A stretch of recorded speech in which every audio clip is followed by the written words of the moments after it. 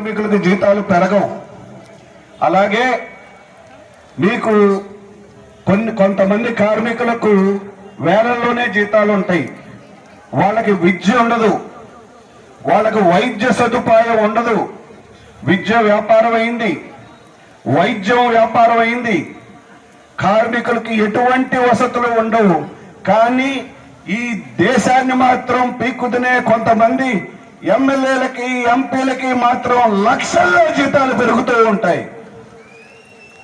ఇవాళ చిన్న పిల్లోడిని అడిగినా కూడా చెప్తాడు, అన్నా ఈ నియోజకవర్గంలో అన్నా 70 కోట్లు పంచారన్నా, అమ్మన ఆ నియోజకవర్గంలో 100 కోట్లు పంచారన్నా అని. మరి 100 కోట్లు పంచి 70 కోట్లు పంచి ప్రజాప్రతినిధులుగా ఎలక్ట్ అయ్యే వాళ్ళు పంచిన డబ్బుని సంపాదించుకుంటారే కానీ ప్రజల కోసం పోరాటం ఎప్పుడు చేస్తారు? అందుకే ఏ రోజైతే ఒక్క రూపాయి ఖర్చు పెట్టకుండా, ఒక్క రూపాయి కూడా ఖర్చు పెట్టకుండా ఒక ఎమ్మెల్యేనో ఒక ఎంపీనో అవుతాడో ఆ రోజే నిజమైన స్వాతంత్రం వచ్చిన రోజు అని. ఎందుకంటే ఈ వ్యవస్థలో నన్ను చాలా మంది అంటారు, పార్టీ మీటింగ్లకు వెళ్తే వేలల్లో లక్షల్లో వస్తారు కమ్యూనిస్టులు. మరి ఓట్లేసేటప్పుడు ఎక్కడుంటారు అంటే, అన్నా మనం అన్ని సీట్లలో కంటెస్ట్ చెయ్యం కదన్నా, అందుకని అదేదో గెలిచే పార్టీకి ఓటేసి గెలిచిన తర్వాత మొదటి రోజే కమ్యూనిస్ట్ పార్టీ ఆఫీస్కి వస్తాము, ఈ 5 సంవత్సరాలు మీరే మమ్మల్ని కాపాడాలి అని. అందుకని కమ్యూనిస్టు పార్టీలు సిఐటియు కేవలం సేవలు చేయటానికి ఇది చేయటానికే, కార్మికులను ఆదుకోవటానికి కూడా కాదు, శాసనాలు చేయాల్సిన అవసరం కూడా ఉంది. ఈ రాజకీయ వ్యవస్థని మార్చాల్సిన అవసరం కూడా మన చేతుల్లోనే ఉంది. ఇవాళ వ్యవస్థ ఎలా ఉందో మీకు తెలుసు. ఇవాళ డబ్బులు సంపాదించడమే మూలం. వాడు బాగా డబ్బులు సంపాదించాడు, అమెరికా వెళ్ళాడు, కోట్లు సంపాదించాడంటే వాడు చాలా గొప్పోడు. అంతేగాని కార్మికుల కోసం పోరాడే ఈ కార్యకర్తలు కానీ, ప్రజల కోసం పోరాడే ఈ ప్రజా కళాకారుల గారిని గుర్తించే సమయమే లేదు. ఇవాళ ఒక అల్లూరి సీతారామరాజు, ఒక భగత్ సింగ్ కూడా వచ్చి, అమ్మా నేను మీ ఇంట్లో పుడతానమ్మా, ఈ దేశానికి సేవ చేస్తానంటే, వద్దురా నాయనా నువ్వు పక్కింట్లో పుట్టరా, పక్కింట్లో పుట్టి దేశానికి సేవ చేయనే ఈ వ్యవస్థను కూడా మార్చాల్సిన అవసరం ఉంది.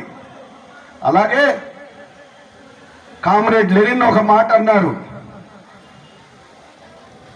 Cinema is the most powerful organ to sensitise the people against social atrocities. నా చేతికి సినిమాని టీవీని ఇవ్వండి, నేను ఈ దేశాన్నే మార్చి చూపిస్తాను అని. అందుకని ఇవాళ మన టీవీలు చూస్తున్నారు, అందులో సాయంత్రం అయితే సీరియల్ చూస్తారు. అత్తని కోడలు ఎలా మోసం చేయాలి, కోడల్ని అత్త ఎలా మోసం చేయాలి, 4000 5000 ఎపిసోడ్లు వస్తాయి. మానవ సంబంధాలన్నింటినీ విచ్ఛిన్నం చేసే ఇది. మరి ఇవాళ వాటిపైన కూడా పోరాటం చేసి ప్రజాస్వామ్యం వైపు, ప్రజల్ని చైతన్యం చేసే కళారూపాల వైపు మన కళాకారులు వెళ్లాల్సిన అవసరం ఉంది. అలాగే ఇవాళ చెప్పుకుంటూ పోతే ప్రతి వ్యవస్థలో అవినీతి. ఇవాళ కార్మికులు అనే వాళ్ళకి, అటు అంగన్వాడీ కార్మికులు కానివ్వండి, లేదు కాంట్రాక్ట్ కార్మికులు కావండి, రోజు కూలీలు కావండి, రైతు కూలీలు కావండి, ఎవ్వరికి గిట్టుబాటు శాలరీ లేదు, గిట్టుబాటు ధరలు లేదు. వాళ్ళ పిల్లలకి చదువులు లేవు, చదువు ఫీజులు కట్టుకునే డబ్బులు లేవు, కనీసం మంచి తిండి పెట్టే ఇది లేదు. ఈ ప్రభుత్వాలు మాత్రం ఓట్లప్పుడు మాత్రం కార్మికులకి కొన్ని 100,000 హామీలు ఇస్తుంది. ఓట్లేసిన తర్వాత వాళ్ళని నట్టేట్లో ముంచి ఎవరైతే ధనికులు ఉన్నారో వారి పక్షానే నిలబడటం నేర్చుకుంది. అందుకని మనకి చెప్పుకుంటూ పోతే ఇవాళ మాట్లాడాల్సిన వాళ్ళు చాలా మంది ఉన్నారు. మనం చెప్పుకుంటూ పోతే మనకి ఉన్న ఏకైక పరిష్కారం ఆనాడు స్వాతంత్ర ఉద్యమంలో ఒక భగత్ సింగ్, ఒక ఝాన్సీ లక్ష్మీబాయి పోరాటం చేయడానికి సరిపోయారు. ఇవాళ మీరు ప్రతి ఒక్కరు ఒక భగత్ సింగ్ అయి పోరాటం చేయాల్సిన అవసరం ఉంది. ప్రతి మహిళ ఒక ఝాన్సీ లక్ష్మీబాయి అయి పోరాటం చేయాల్సిన అవసరం ఉంది. అందుకని ఇవాళ మన ఉన్న ఈ సమస్యలన్నిటికీ మనకున్న ఏకైక పరిష్కారం చైతన్యం. ప్రజల్ని చైతన్యవంతం చేయాలి, ప్రజల్ని పోరాటాల వైపు నడపాలి.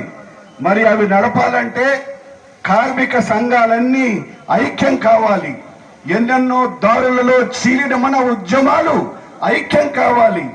సామ్యవాద సాధనకై సమరం సాధించాలి. అలాగే అభ్యుదయ శక్తులు, అభ్యుదయ ప్రజా కళాకారులు, అభ్యుదయ శక్తులు, కమ్యూనిస్టు శక్తులు, వామపక్ష శక్తులు అందరూ ఐక్యమై, ఏ రోజైతే మనందరం ఐక్యమై పోరాటం చేస్తాము, ఆనాడు సామాన్యుడి గుండె ప్రతిధ్వనిస్తుంది. ఆనాడు సామాన్యుడు విప్లవ శంఖం పూరిస్తాడు, ఎర్రకోటపై ఎర్ర జెండాని ఎగరేస్తాడు. ఆ రోజు కోసం మనందరం పోరాటం చేద్దామని చెప్తూ వర్ధిల్లాలి సిఐటియు, వర్ధిల్లాలి సిఐటియు.